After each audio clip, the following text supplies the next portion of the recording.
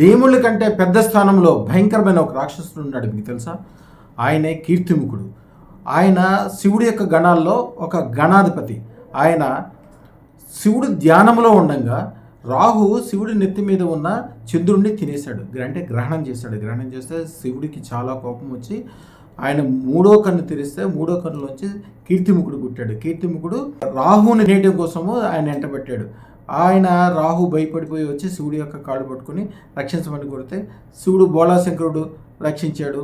అయితే కీర్తిముఖుడు అన్నాడు, స్వామి నేను పూర్తిగా విపరీతమైన ఆకలితో ఉన్నాను, ఇప్పుడు నా సంగతి ఏంటని అడిగితే శివుడు ఏం చెప్పాడంటే నీ అంతరికి నిన్ను నువ్వే పూర్తిగా తినేసేయమన్నాడు.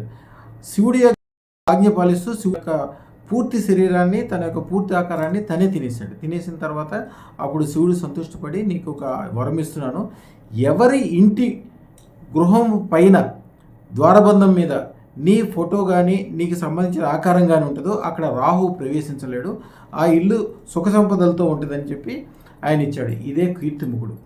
ఈ కీర్తిముఖ ఆకారము ద్వారబంధం మీద పెడతారు. కానీ అదృష్టరత్న శాస్త్ర ప్రకారం ఏంటి, రాహు వచ్చిన తర్వాత తినేసే బాధ్యత కీర్తిముఖుడిది. కానీ అదృష్టరత్నం ఉన్న చోట రాహు వచ్చినా కూడా సంపదలను మాత్రమే తీసుకురాగలడు. అదృష్టరత్న దాంట్లో కంపల్సరీ చేయాలి, మీ శక్తి బుద్ధి తెలివి ఇచ్చేటట్లు చేసేది శుక్రశ్వేతరత్నం. శుక్రశ్వేతరత్నం విపరీతమైన ధన సంపదలు అప్పటికప్పుడే కలిగేటట్టు చేస్తుంది. మీ ఇంటికి శక్తిముఖుడు అవసరం లేదు, కీర్తిముఖుడు అవసరం లేదు. అదృష్టరత్నం ఉన్న చోట మీకు తెలియకుండానే అద్భుతమైన విజయాలు కలుగుతాయి.